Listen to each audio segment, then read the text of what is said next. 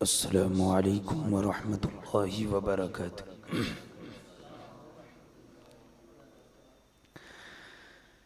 نحمده ونصلي ونسلم على رسوله الكريم اما بعد فاعوذ باللہ من الشیطان الرجیم بسم اللہ الرحمن الرحیم فأوحى إلى عبده ما أوحى صدق الله مولانا العظيم وبلغنا رسوله النبي الأمين الكريم ونحن على ذلك لمن الشاهدين والشاكرين والحمد لله رب العالمين۔ آئیے سب سے پہلے آقا نامدار مدنی تاجدار روحی فدا جناب احمد مجتبی محمد مصطفیٰ صلی اللہ تعالی علیہ وسلم کی بارگاہ بے کس پناہ میں ہدیہ درود نچھاور کریں۔ اللہم صلی علی سیدنا و مولانا محمد معدن الجود والکرم وعلی آلہ و اصحابہ وبارک وسلم صلاة و سلاما علیک یا سیدی یا رسول اللہ صلی اللہ تعالی علیہ وسلم۔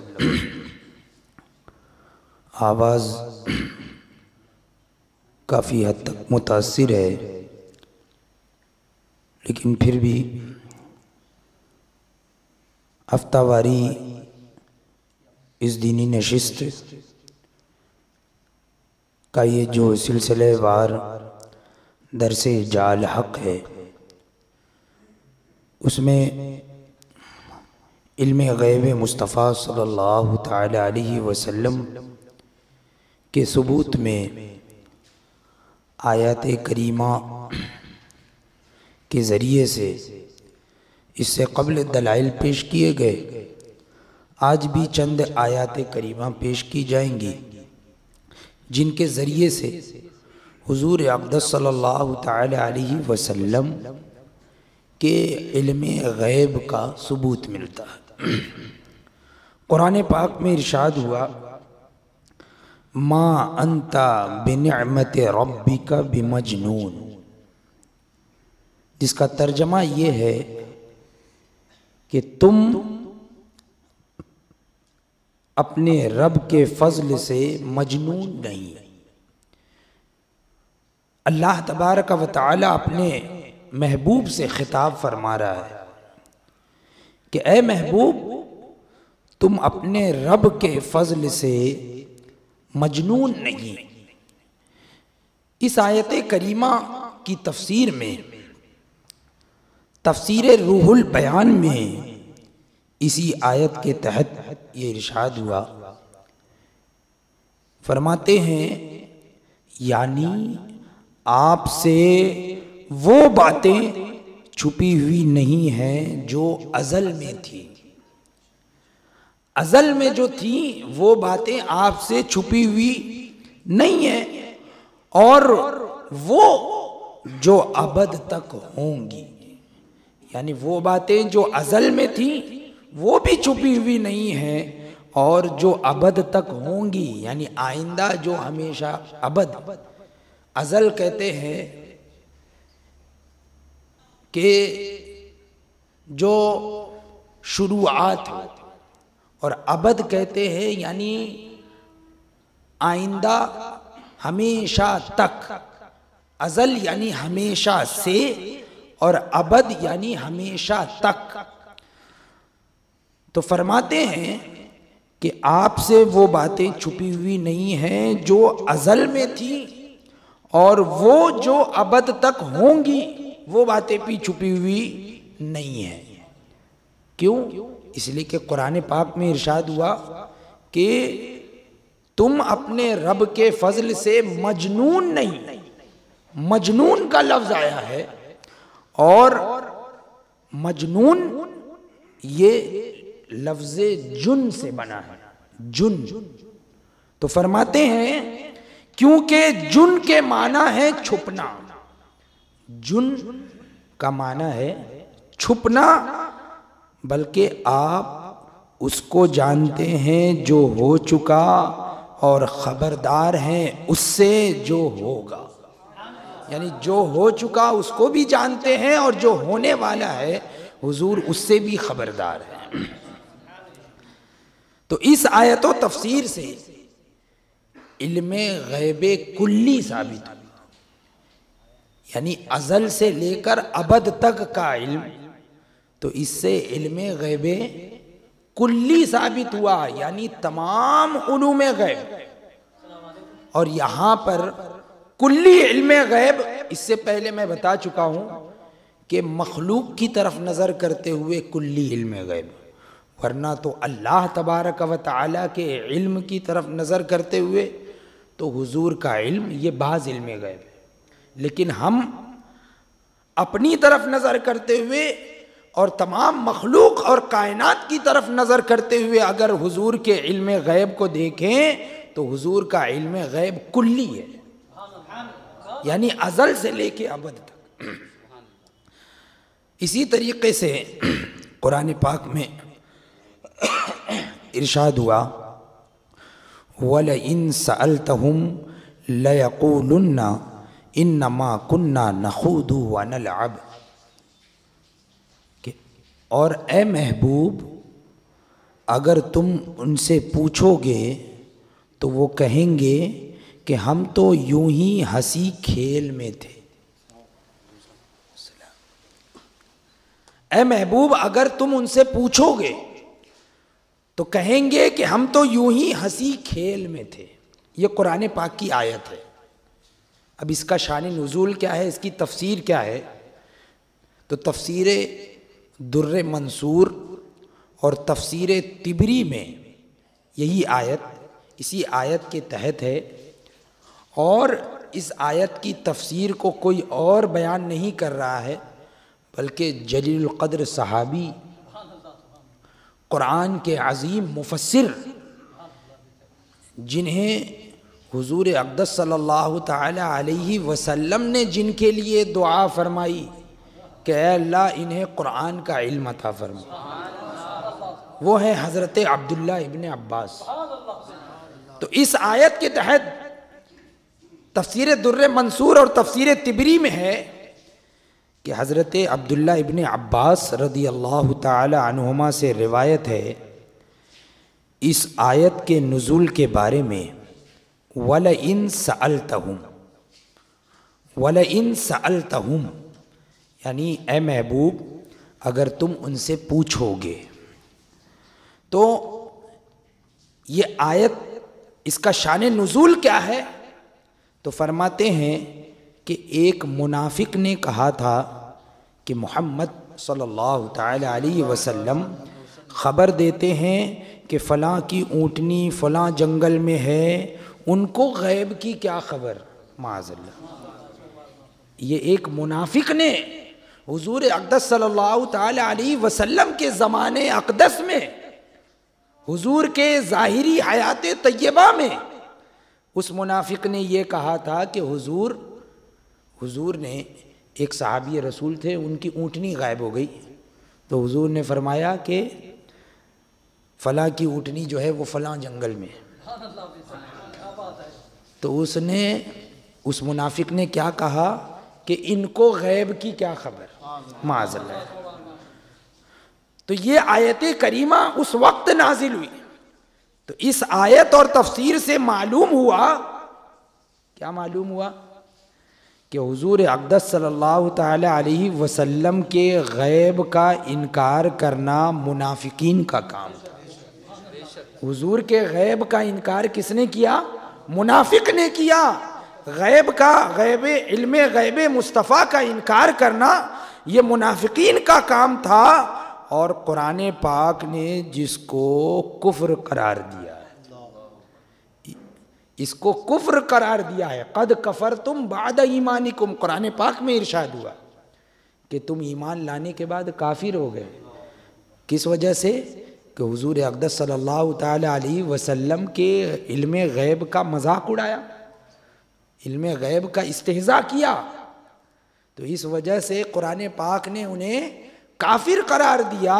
تو اس زمانے میں بھی جو حضور اقدس صلی اللہ تعالی علیہ وسلم کے علم غیب کا انکار کرتے ہیں اور استہزاء کرتے ہیں اور گستاخانہ جملے اپنی کتابوں میں لکھتے اور چھاپتے اور بانٹتے اور شائع کرتے ہیں، تو وہ بھی انہی منافقین ہی کے روش پر ہے، انہی منافقین کی طرح ہے۔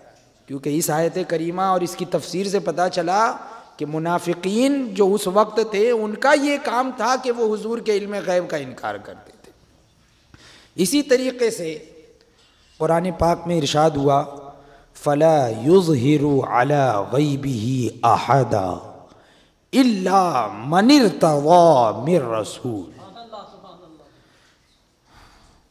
تو اپنے غیب پر اللہ تبارک و تعالی اپنے غیب پر کسی کو مسلط نہیں کرتا سوائے اپنے پسندیدہ رسولوں کے۔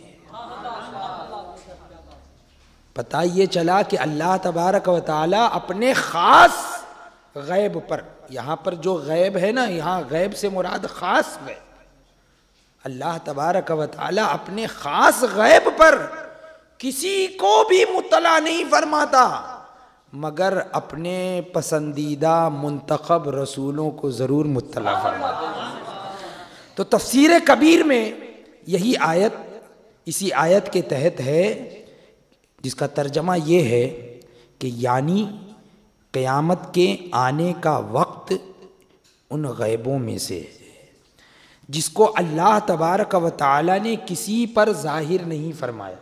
یہاں پر اس آیت میں کیا ہے کہ اللہ تبارک و تعالی ظاہر نہیں فرماتا اپنے غیب کو کسی پر، حالانکہ تھوڑا تھوڑا غیب تو ہر ایک کو ہوتا ہے، تو پھر یہاں پر کون سا غیب مراد ہے؟ تو تفسیر کبیر میں ہے یعنی قیامت کے آنے کا وقت ان غیبوں میں سے ہے جس کو اللہ نے کسی پر ظاہر نہیں فرمایا۔ پس اگر کہا جائے کہ جب تم نے اس غیب کو قیامت پر محمول کر لیا، یعنی اگر کوئی اعتراض کرے کہ قیامت کا علم، کہ قیامت کب آئے گی، اس غیب سے تم نے یہ مان لیا کہ قیامت کا علم بھی جو ہے اللہ تبارک و تعالی اپنے برگزیدہ رسولوں میں سے کسی کو، منتخب رسولوں میں سے جو ہے جس کو چن لیتا ہے تو اس کو اس پر مطلع فرما دیتا ہے۔ اگر آپ نے یہ مانا ہے تو اب رب تبارک و تعالی نے یہ کیسے فرمایا مگر پسندیدہ رسولوں کو، یعنی الا من ارتضیٰ من رسول، یعنی یہاں پر بتانے کا مطلب یہ ہے کہ قرآن پاک کی ایک آیت یہ ہے جس میں بالکل ظاہری طور پر ہے کہ اللہ تبارک و تعالی بعض جو اللہ کے خاص غیب ہے وہ کوئی نہیں جانتا، کوئی نہیں جانتا، لا یعلمها الا ہو، اس غیب کے علم کو کوئی نہیں جانتا مگر اللہ تبارک و تعالی۔ اور وہ علوم خمسہ ہیں، 5 علوم ہیں، ان میں سے ایک قیامت کا علم بھی ہے، ان علم غیب میں سے ایک علم غیب قیامت کا علم غیب بھی ہے کہ قیامت کب آئے گی۔ تو اب یہاں پر ایک اعتراض ہو سکتا ہے کہ قیامت کے علم کے بارے میں تو اللہ تبارک و تعالی نے خود ارشاد فرمایا کہ اس کا علم صرف اور صرف اللہ تبارک و تعالی کو ہے، تو پھر اگر ہم یہاں پر اس آیت میں یہ کیسے اللہ تبارک و تعالی نے فرما دیا کہ مگر پسندیدہ رسولوں کو، حالانکہ یہ غیب تو کسی پر ظاہر نہیں کیا جاتا، تو ہم کہیں گے کہ رب تبارک و تعالی قیامت کے قریب ظاہر فرما دے گا، یعنی ظاہر شروع میں نہیں فرمایا لیکن قیامت کے قریب اپنے پسندیدہ رسولوں پر ضرور ظاہر فرما دے گا، قیامت کے قریب ظاہر فرما دے گا۔ تو اب اس سے یہ پتہ چلا کہ حضور اقدس صلی اللہ تعالی علیہ وسلم کی تشریف آوری یہ سب سے اخیر میں ہوئی، آپ آخری رسول ہیں، آپ خاتم النبیین ہیں، تو آپ کا زمانہ یہ اور رسولوں کے مقابلے میں قیامت سے قریب ہے یا نہیں؟ تو پتہ یہ چلا کہ حضور اقدس صلی اللہ تعالی علیہ وسلم کے ظاہری اس دنیا میں تشریف لانے کے بعد اللہ تبارک و تعالی نے انہیں قیامت کا علم بھی عطا فرما دے۔ تفسیر عزیزی صفحہ نمبر 173 پہ ہے کہ جو چیز تمام مخلوقات سے غائب ہو، تمام مخلوقات سے غائب ہو، وہ غائب مطلق ہے۔ اسے کیا کہتے ہیں؟ غائب مطلق۔ جیسے قیامت کے آنے کا وقت اور روزانہ یعنی جو روز و شب آتے ہیں یہ، اور ہر شریعت کی پیدائشی اور شرعی احکام، اور جیسے پروردگار کی ذات و صفات برطریق تفصیل، یعنی اللہ تبارک و تعالیٰ کی ذات و صفات کا علم تفصیلی طور پر، ہم اللہ تبارک و تعالیٰ کی ذات و صفات کو تفصیلی طور پر نہیں سمجھ سکتے، ہماری عقل میں وہ چیز نہیں آ سکتی، لیکن تفصیلی طور پر اللہ تبارک و تعالیٰ کی ذات و صفات، تو اس قسم کو رب تبارک و تعالیٰ کا خاص غیب کہتے ہیں۔ ان چیزوں کو کون سا غیب کہتے ہیں؟ اللہ کا خاص غیب کہتے ہیں۔ پس اپنے خاص بندوں پر، اپنے خاص پر کسی کو، اپنے خاص غیب پر کسی کو مطلع نہیں کرتا اس کے سوا جس کو پسند فرمائے۔ یعنی ان خاص غیب پر اللہ تبارک و تعالی کسی کو مطلع نہیں کرتا سوائے اس کے جس کو اللہ تبارک و تعالی پسند فرما لے، چن لے، منتخب فرما لے، اور وہ رسول ہوتے ہیں خواہ فرشتے کی جنس سے ہوں یا انسان کی جنس سے ہوں، یعنی چاہے وہ فرشتہ ہوں یا انسان ہوں، جسے اللہ تبارک و تعالیٰ چن لیتا ہے تو اپنے اس خاص غیب پر بھی مطلع فرما دیتا ہے، جیسے کہ حضرت مصطفیٰ صلی اللہ تعالی علیہ وسلم ان پر اپنے بعض خاص غیب کو ظاہر فرماتا۔ تو اس تفسیر سے پتہ چلا کہ حضور اقدس صلی اللہ تعالی علیہ وسلم تو یہ عام علم غیب ہی نہیں بلکہ اللہ تبارک و تعالیٰ کے خاص علوم غیبیہ پر بھی وہ مطلع ہے۔ حضور خاص علوم غیبیہ پر بھی مطلع ہے۔ تفسیر خازن میں اسی آیت کے تحت ہے یہی کہ اللہ تبارک و تعالیٰ اپنے غیب پر کسی کو مطلع نہیں فرماتا مگر اپنے چنندہ رسولوں میں سے جسے چاہے۔ تو تفسیر خازن میں ہے کہ الا من ارتضی من رسول، مگر جسے چن لیتا ہے اپنے رسولوں میں سے، تو فرماتے ہیں سوا اس کے جس کو اپنے نبوت اور رسالت کے لیے چن لے، یعنی جس کو اپنی نبوت اور رسالت کے لیے چن لے تو ان پر ظاہر فرماتا ہے۔ پس ظاہر فرماتا ہے جس پر چاہتا ہے غیب تاکہ ان کی نبوت پر دلیل پکڑی جائے ان غیب چیزوں سے جس کی وہ خبر دیتے ہیں، یعنی اسی غیب کی وجہ سے لوگوں کو یہ دلیل مل جائے کہ ہاں یہ واقعی اللہ کے نبی ہے، واقعی یہ اللہ کے رسول ہے، اس لیے اپنے خاص غیب میں سے بعض علم غیب پر انہیں مطلع فرما دیتا ہے جس کی وہ خبر دیتے ہیں۔ پس یہ ان کا معجزہ ہوتا ہے، اسی کو ان کا معجزہ کہا جاتا ہے کہ اور کوئی اس پر مطلع نہیں ہو سکتا مگر اللہ کے نبی اس پر مطلع ہے، یہ ان کا معجزہ ہے۔ تفسیر روح البیان میں اسی آیت کے تحت ہے کہ ابن شیخ نے فرمایا کہ رب تبارک و تعالی اس غیب پر جو اس سے خاص ہے کسی کو مطلع نہیں فرماتا سوائے برگزیدہ رسول کے، اور جو غیب کے رب سے خاص نہیں اس پر غیر رسول کو بھی مطلع فرما دیتا ہے۔ یعنی اللہ تبارک و تعالیٰ کا جو خاص غیب ہے، اللہ کے جو خاص علوم غیبیہ ہیں تو ان پر اپنے برگزیدہ رسولوں کو مطلع فرماتا ہے، اور جو اللہ تبارک و تعالیٰ کے خاص علوم غیبیہ نہیں ہیں تو اس پر غیر رسول کو بھی مطلع فرما دیتا ہے۔ یعنی ان کے علاوہ جو علوم غیبیہ ہیں، جو علم غیب ہے، تو ان پر رسول کے علاوہ دوسرے انبیاء و مرسلین اور دوسرے اپنے برگزیدہ بندوں کو بھی مطلع فرما دیتا ہے۔ تو اس آیت اور ان تفاسیر سے معلوم ہوا کہ خدائے قدوس کا خاص علم غیب، یہاں تک کہ حتیٰ کہ قیامت کا علم بھی حضور کو عطا فرما دیا گیا ہے۔ اب کیا چیز ہے، کیا شے ہے جو علم مصطفیٰ صلی اللہ تعالی علیہ وسلم سے باقی رہ گئی؟ اب کون سی چیز بچی ہے؟ اب کون سی چیز باقی رہ گئی؟ ہر چیز اللہ تبارک و تعالی نے اپنے محبوب پر ظاہر فرما دی ہے، اور کوئی غیب کیا تم سے نہا ہو بھلا جب نہ خدا ہی چھپا تم پہ کروڑوں درود۔